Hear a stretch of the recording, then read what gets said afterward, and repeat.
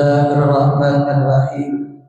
الحمد لله رب العالمين، والصلاة والسلام على أشرف المرسلين سيدنا ومولانا محمد وعلى آله وصحبه أجمعين. سبحانك لا علم لنا إلا ما علمتنا إنك أنت العليم الحكيم، واهدنا وفقنا إلى صراطك المستقيم وعافنا واعف عنا برحمتك يا أرحم الراحمين. لا حول ولا قوة إلا بالله العلي العظيم. رب اشرح لي صدري ويسر لي أمري واحلل عقدة من لساني يفقه قولي. أما بعد، وقد قال النبي صلى الله عليه وسلم: ليس للعبد من صلاته إلا ما عقل منها، وإن المصلي قد يصلي الصلاة فلا يكتب له منها سدوسه ولا عشرها، أعني أنه يكتب له منها القدر الذي كان فيه حاضرا مع الله وخاشعا له، وقد يكل ذلك وقد يكسر بحسب الغفلة والانتباه، أو كما قال صلى الله عليه وسلم. Alhamdulillah, bersyukur kita kepada Allah Subhanahu wa Ta'ala atas limpahan taufik hidayah serta hidayah serta nikmat umur, nikmat sehat, afiat yang diberikan oleh Allah Subhanahu wa Ta'ala kepada kita, sehingga pada saat ini kembali kita bersama-sama dikumpulkan oleh Allah di tempat yang mulia, di dalam perkumpulan yang mulia. Yang mudah-mudahan perkumpulan ini senantiasa mendapatkan curahan rahmat dan keberkahan daripada Allah Subhanahu wa Ta'ala. Salawat dan salam senantiasa tercurah dari junjungan kita Nabi besar Muhammad sallallahu alaihi wasallam beserta keluarga, sahabat, zuriat dan pengikut-pengikut beliau dari dulu sekarang hingga akhir zaman. Jemaah majlis yang dirahmati oleh Allah Subhanahu wa Ta'ala, di hari yang ke-17 daripada bulan Ramadan, kembali kita melanjutkan membaca kitab Asrarus Salat. Waqala al-muallif rahimahullah ta'ala wa nafa'ana bihi wa bi jami' ulumihi fid dharain amin.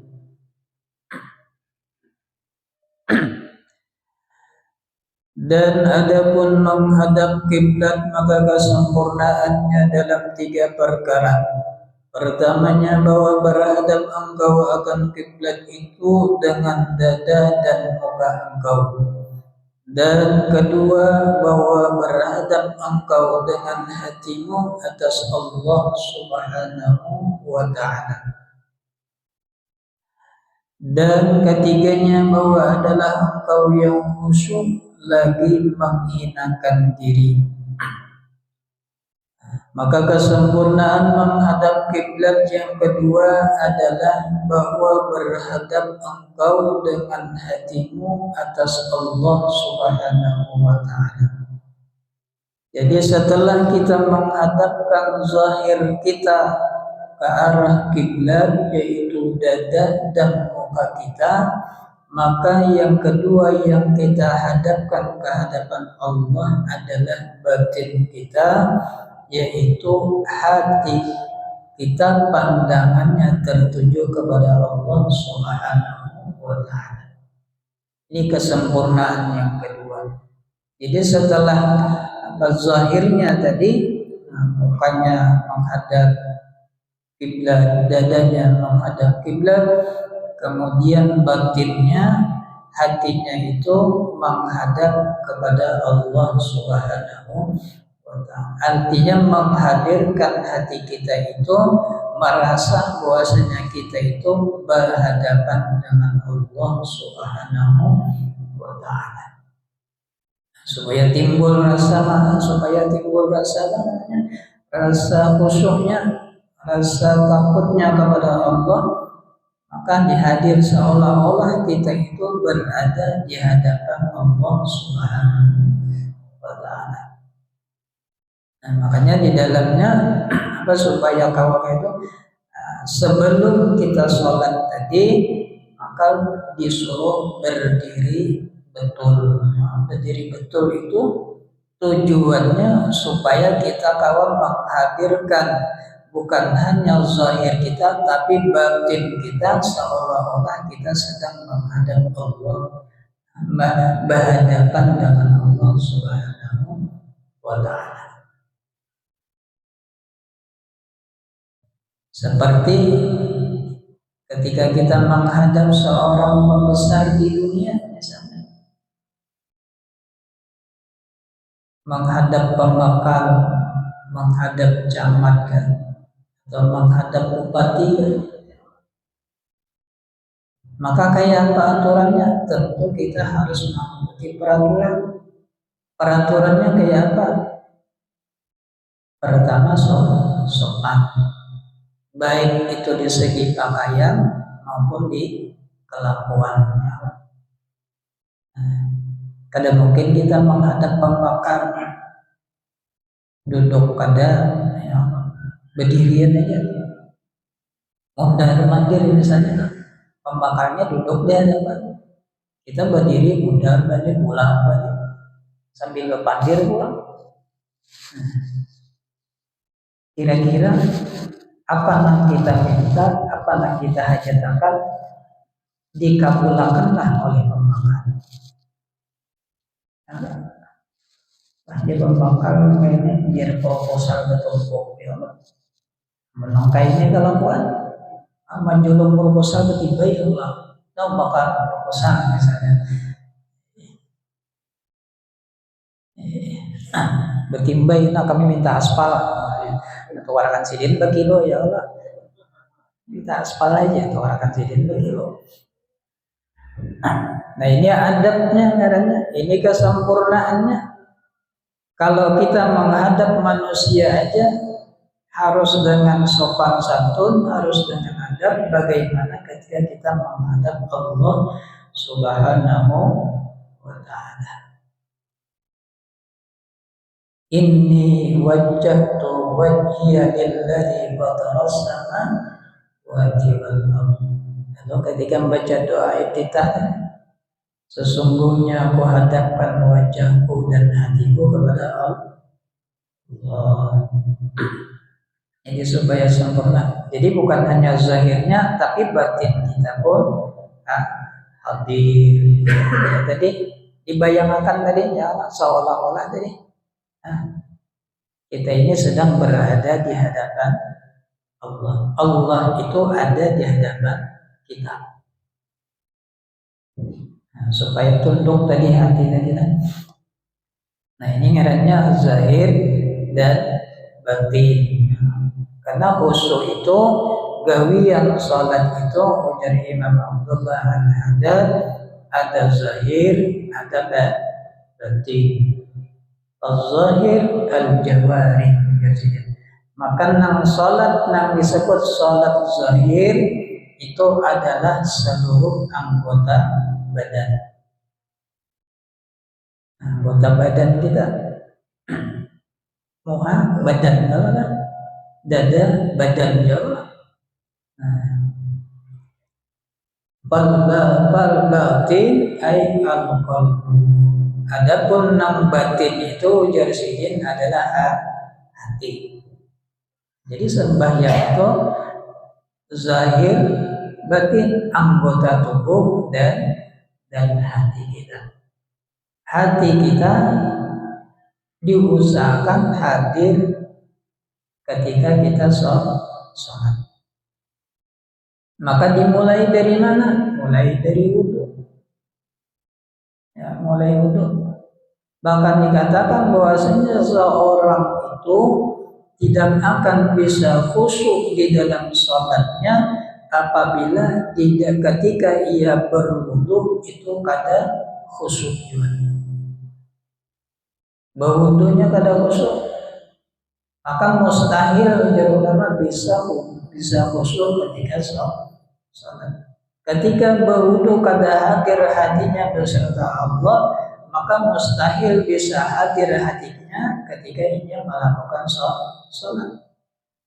Nah, jadi mulai wudu kita tuh sudah disuruh khusyuk. Makanya disuruh oleh Nabi isbagul wudu.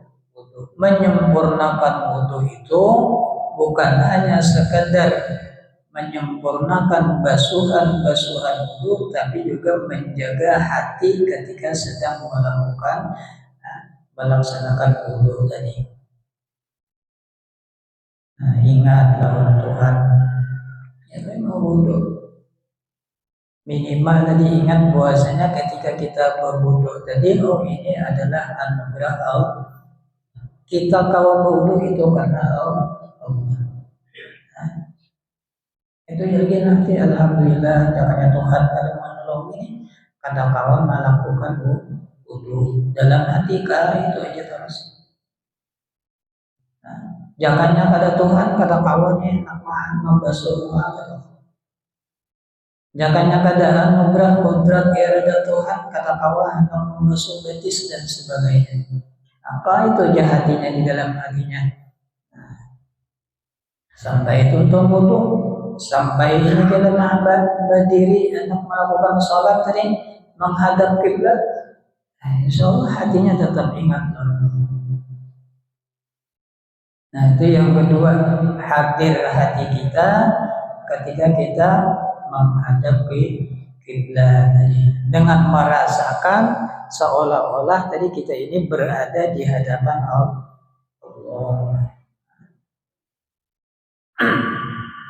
Dan ketiganya bahwasanya adalah engkau khusyuk lagi menghinakan diri. Nah selain khusyuk ujar sidin, ketika kita menghadap kiblat tadi adalah merasa bahwasanya kita ini adalah hina. Hina. Ketika kita menghadap Allah, jangan ada lagi rasa kita itu memiliki kemuliaan. Sekalipun kita dimuliakan orang, seluruh manusia semuanya memuliakan kita, menghormati kita oleh ujung barat sampai ujung timur. Semuaan memuliakan kita. Tapi ketika menghadap Allah, maka segala kemuliaan tadi kita lepas. Yang ada tekad hati kita ketika kita menghadap Allah, kita ini adalah hina. La haula wala quwwata illa billah. Banyak disuruh membaca itu.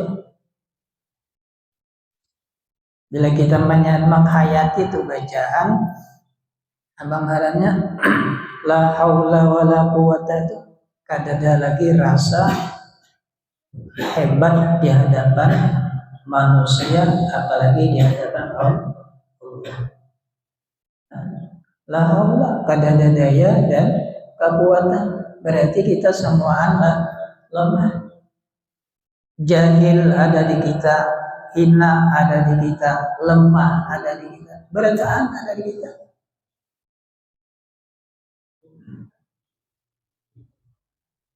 Jadi rasakan ujar sidin ketika menghadap Allah itu kita ini bujur-bujur jangan terbawa sedikit pun rasa mulia. Sekalipun kita tadi dimuliakan oleh manusia, dihormati oleh manusia. Tapi ketika menghadap Allah tadi kita benar-benar hina. Ini kesempurnaan supaya nang bujur-bujur la haula tadi bujur-bujur masuk merasa dalam hati tadi.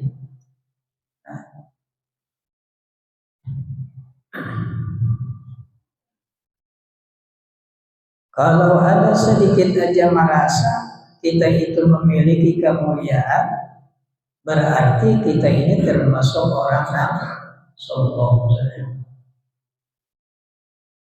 Sombongnya bila merasa ada sedikit aja merasa mulia ketika kita melaksanakan ibadah sholat, ketika kita menghadap Allah tanpa bawa rasa mulia di dalam diri, maka sia-sia ibadah. Karena kan sifatnya kita bila meminta menghadap orang hebat, kita ini harus wajib menghinakan dirinya.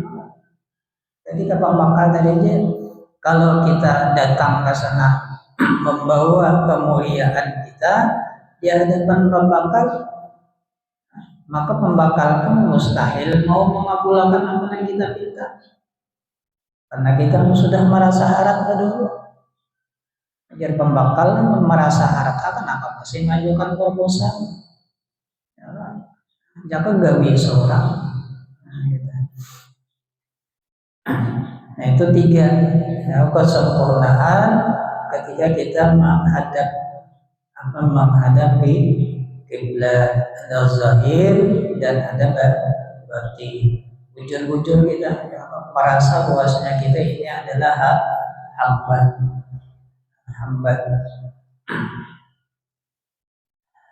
dan Tuhan itu adalah orang yang kita sembah. Hati kita nih, perasaan hati kita.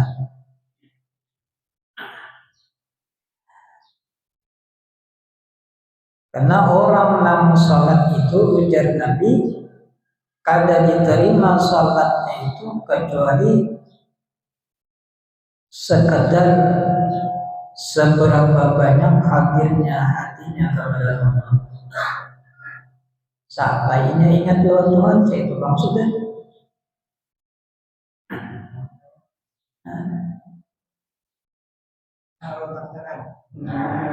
Jadi inilah dulu.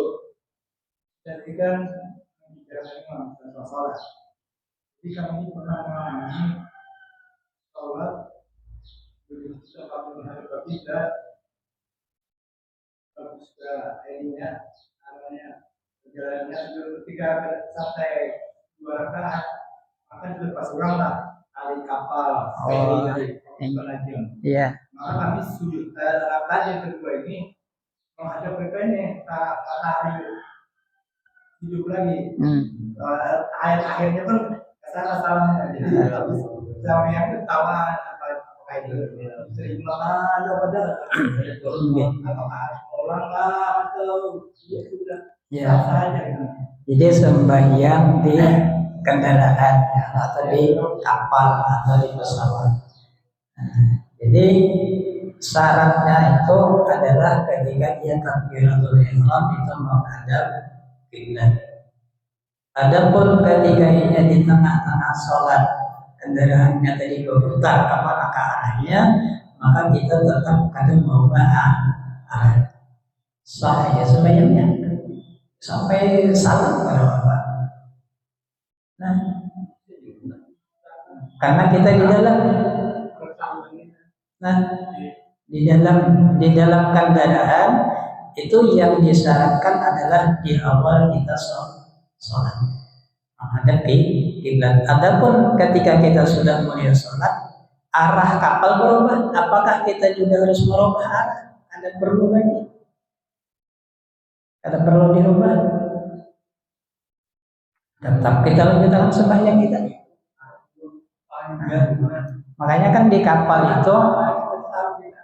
kapal itu biasanya sudah ditentukan arahnya nih, kiblat ke sini. Kiblatnya ke sini. Ada petunjuknya di ruangannya. Kalau di dalam kapal. Jadi mempati itu aja kita. Adapun ketika tadi kita sudah di tengah-tengah sholat, arah kapal itu berubah, maka kita tidak perlu merubah posisi kita. Kalau kita kapal asal berubah, kapal berputar juga Allah pelan. Kenanya berputar pulang orang. Malah itu merusak sholat kita. Malah merusak sholat kita. Di motor. Kalau di dalam motor kita mengarah, kalau kita memang membelakangi arah kiblat, jalan bisa motor nih. motor kiblatnya sana, kita ke arah Batu Licin. Nah, maka kita harus mengarah dulu. Karena dari awal syaratnya itu kita harus mengarah di kiblat takbiratul ihramnya. Seandainya itu kalakawan juga, kalau kalakawan ini kada mungkin, maka kita disunahkan disuruh namanya sembahyang lihurmatil waktu. Sembahyang lihurmatil waktu kada disunahkan untuk menghadap kiblat. Ada mungkin akan ya kalakawan juga putar ke arah, ada mungkin ya misalnya balik.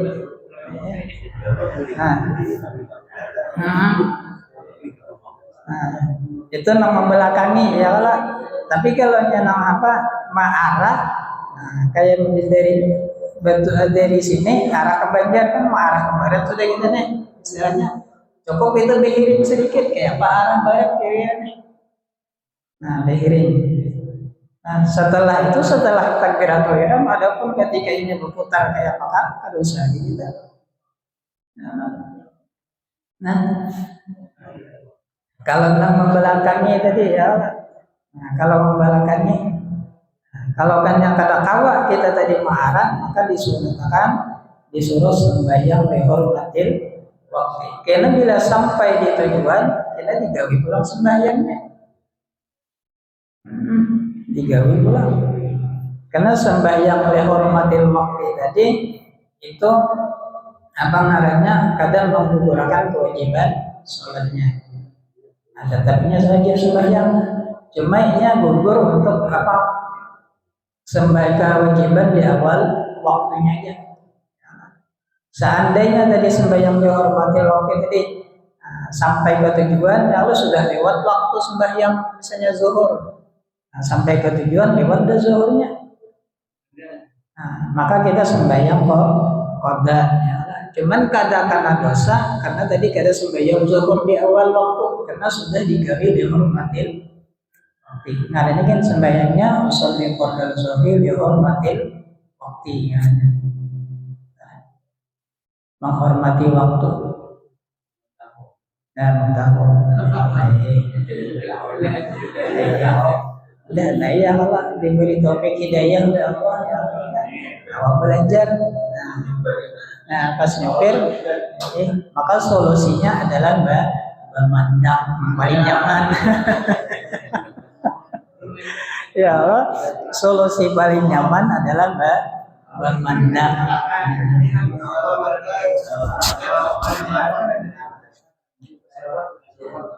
Kecuali di pesawat ya Allah, pesawat juga ada pemandak di atas kan.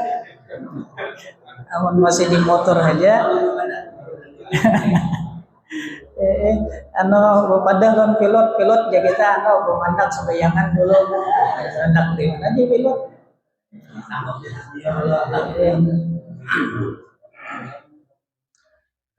Makanya di dalam pesawat itu kan ada khilaf ulama yang masalah tayammum.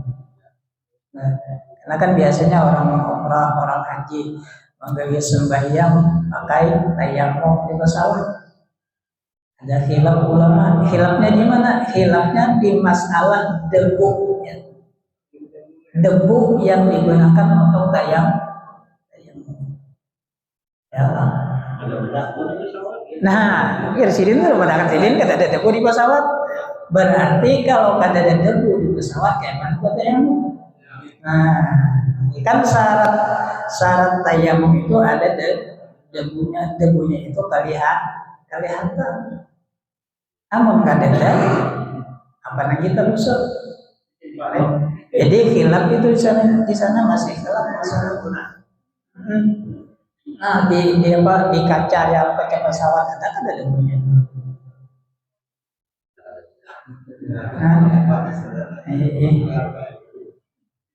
Itu di masalah tayammumnya ya, walaupun ada juga yang membolehkan, ada nang kada ada masalahnya khilaf namanya.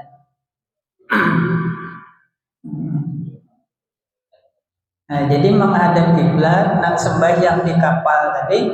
Nah itu kan di pere itu biasanya ada kalau jelas masalahnya dan sudah ada penunjuk arah kiblatnya. Nah, Ikannya sudah berbayar. Iya. Dapat 204 talinya. Ada apa? Ada apa?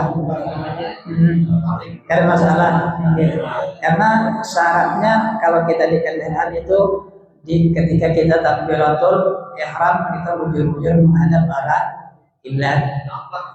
Nah, adapun tadi ketika sudah di jalan berputar berkeliling kan, jadi masalah lagi sudah. Ada Pak sah aja, kalau usah diulang lagi sebenarnya dia. Ya ada kelebihan. Ada kelebihan kan ya berputar ulang ya orang malik gurit aja jadinya. Usia ya kalau hanya hendak berputar ulangnya. Berputar ya terus.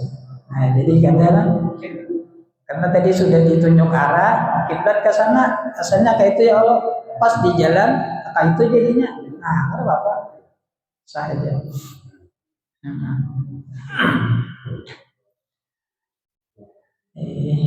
Itu menghadap kiblatnya, menghadap.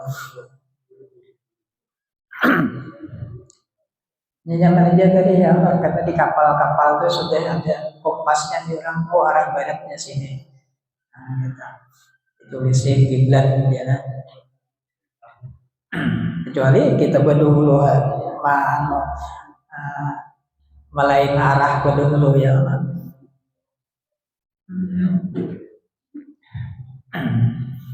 Otomatis ya kayak di kapal tadi imbahnya balepas tali berputar ya. Nah, putar. Ada apa?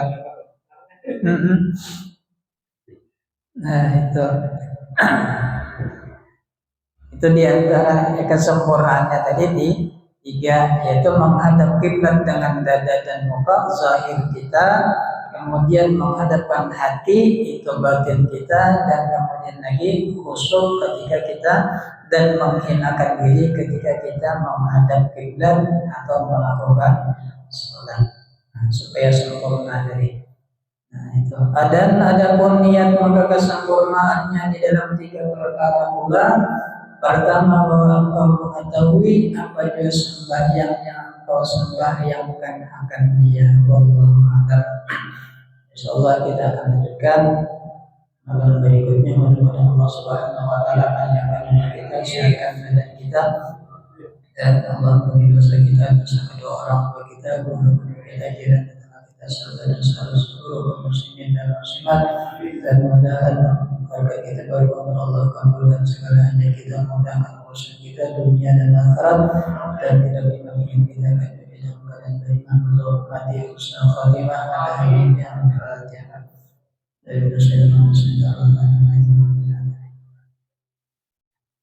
Alhamdulillahirabbil alamin. Wassallallahu ala sayyidina Muhammadin wa ala alihi washabbihi ajma'in. Allahumma inna nas'aluka ridhaka jannah wa na'udzu bika min sakhatika. Allahumma innaka afuwwun karim tuhibbul afwa wa'fu 'anil mu'minina wal muslimina wal mu'minina wal mu'minat bi rahmatika ya arhamar rahimin. Wassallallahu ala sayyidina Muhammadin wa ala alihi washabbihi wasallam. Alhamdulillahirabbil alamin.